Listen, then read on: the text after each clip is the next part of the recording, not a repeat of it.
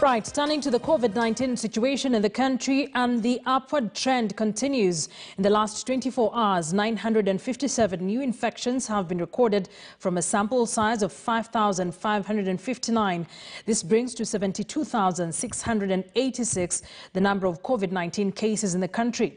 2,616 people have recovered, with 2,434 from home-based care, while 182 from various hospitals in the country.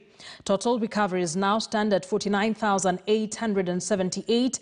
At the same time, 11 people have succumbed to the virus, raising the fatalities to 1,313. And on that note, I'd like us to bring in the ANC party leader, Musalia Mudavadi, for that conversation I promised. Thank you for joining us here on KTN Prime. Perhaps just picking up from the kind of numbers we have been witnessing, November is being described as the darkest month yet. Perhaps looking at this second wave, experts seem to feel like we have lost, we have dropped the ball as far as our strategy is concerned. What are your thoughts? Do you think we're on the right track in the fight against COVID? Well, thank you for allowing me to be on your show this evening. I would just want to say that the situation is indeed very grim, because if you look at a sample of about 950 and the tested people are 5,000, that is about an infection rate of 20%. So clearly that indicates that the situation is very dangerous, because experts indicate that the infection rate, if we want to know whether we are making progress, should be way below 10%. So the first message that comes out is that the situation is grim, and we need to take this matter seriously and take serious action with the necessary resolve so that we can curb the spread of this. I think one of the biggest challenges now is that it is no longer confined to a few urban areas. This was maybe the situation in the first wave, but with the second wave, we are now witnessing rapid expansion of the COVID virus in the rural areas, where infrastructure is limited in terms of hospitals and facilities, in terms of doctors. So we have a crisis on our hands. Doctors are threatening to go on strike, and they've raised a number of issues. Key among them, the working conditions that they're working under, and saying that it is suicidal to continue working in hospitals without the necessary gear and the necessary support from the government. Does this worry you? How do we get out of this?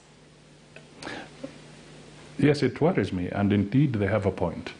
Because Akisa, let's just look at the statistics around the medical staff. We have an infection of about 2,500 medical staff who have been infected. Doctors have died. Even this afternoon, I was at the mass for Dr. Aisi, who used to be in charge of Nairobi County. He passed away, and I went to condole with the family.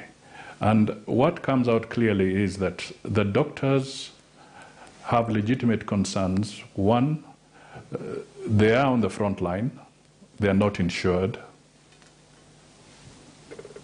They have families that have to be taken care of. Apart from that, they have indicated that they do not have sufficient protective gear. And they've been talking about this for quite some time. That even if we get reports that there is sufficient gear, but how come the people who are supposed to say that we are satisfied, we have sufficient gear with us, are the ones complaining day in, day out? So one of the things that emerges out of this is, like, those of us who have some background in history You will recall there used to be the Majimaji rebellion in Tanzania when they were fighting for independence. The traditional medicine men would sprinkle water on these guys and tell them that if you go to the front line, the bullets will not penetrate your skin.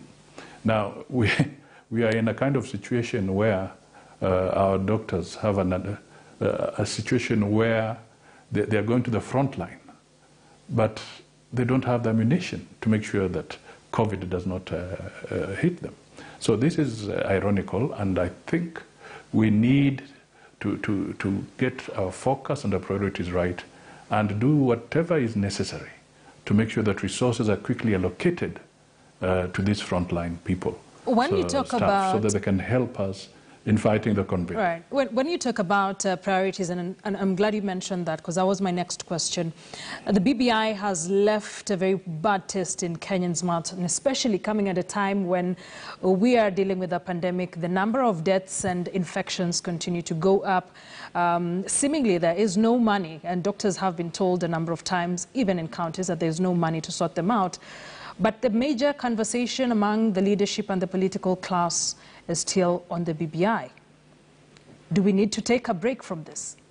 Well, I think what I can tell you is that if we were to win a war in terms of our public relations, I think we politicians are doing very badly at this point in time because more and more voices are questioning whether we have the finger on the pulse of the nation.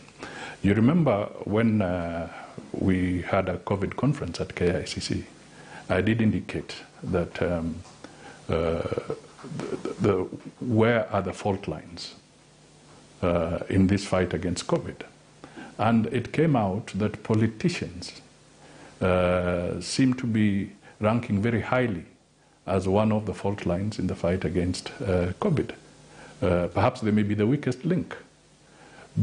Because what has been happening is that politicians have moved around, going about their business as if everything is normal. But as we speak today, we have also lost a member of parliament in the name, the MP for Matungu, where they were shuttling to try and get him to a hospital where there would be oxygen or ventilators, and they couldn't find it. And we are seeing so many other prominent people going through this exercise. But you see, the media may be highlighting the prominent personalities who may be getting into trouble with the COVID virus. But what about the ordinary Kenyan who is dying somewhere in the rural area, no diagnosis, and then people are exposed, and the disease is spreading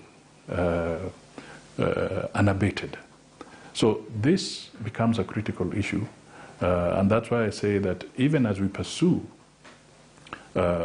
political issues and the political agenda, I think the question of our morality scale as politicians is ranking very low at this point in time. Kenyans are calling for a break from the BBI. Do you think we need that, or is it a case of we'll be able to chew and walk? Well, it is a dangerous thing to take anything for granted.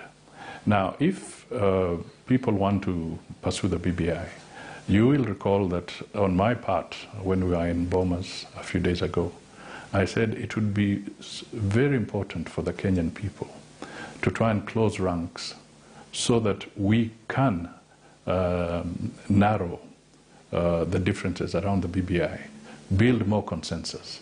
I was not saying this because I do not believe in some of the contents of the BBI.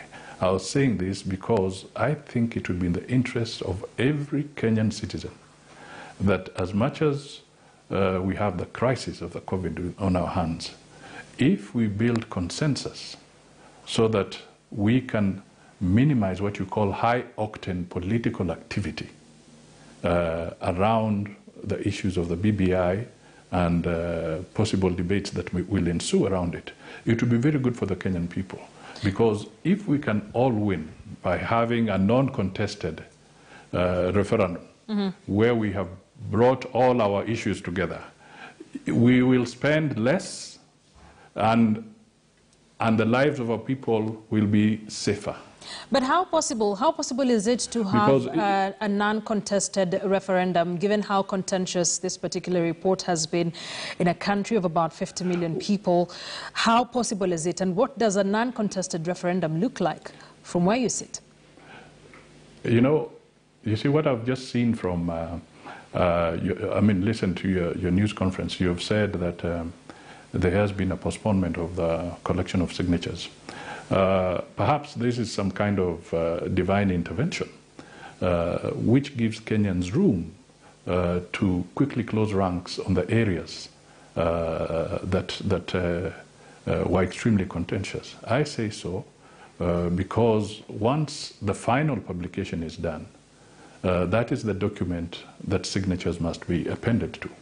Now, with this slight delay, if I may put it that way, that has been occasioned, then we could use that opportunity so that when the government printer is doing the final publication, the gaps will have been narrowed.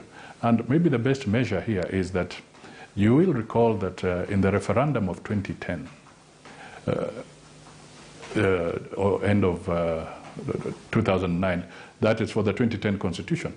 You remember the threshold was about 70% acceptance of the new Constitution. So my wish is that we should, at the very worst, retain that 70% acceptance, but if we quickly work on the contentious issues, we can quickly have an acceptance of even maybe 80%. Right. We're running out of time. Let me just ask this, and perhaps keep your answer very short. A number of leaders have said there's a very slim window that amendments will be made in this particular proposal. You have been championing for this from the word go. So in the event proposals, amendments are not made in this proposal, what will be Musalia Mudavadi's stand? I think we have had some dialogue on this particular issue, a dialogue chaired by none other than His Excellency the President, and other party leaders were there, including the Right Honourable Raila Odinga. And if I were just to simply say that my understanding of the session we had is that there is some general acknowledgement that some areas need to be rectified. And that was the understanding that came out of the meeting we had. I will not disclose any other details. And it will be a matter of good faith to make sure that what we did agree, what came out of that conversation, is maintained so that trust can be enhanced. Because the issues you are seeing around this thing is people feeling that there's a breach of trust in what we should do to get together. So I hope that the spirit of the session that we had shall be maintained going forward so that we can have unanimity or near unanimity on the issues of the BBI. Right, you remain hopeful. I wish we could continue this conversation. A lot to canvas. Thank you very much for speaking to us. Musalia Mudavadi, ANC party leader, speaking on perhaps our way out on COVID-19. Building a consensus, he says, will help reduce the high-octane political activities in the country and, of course, help channel the energies in the fight against COVID-19. Thank you, sir, for joining us. Let's take a quick break. We'll be back with business news. Stay with us.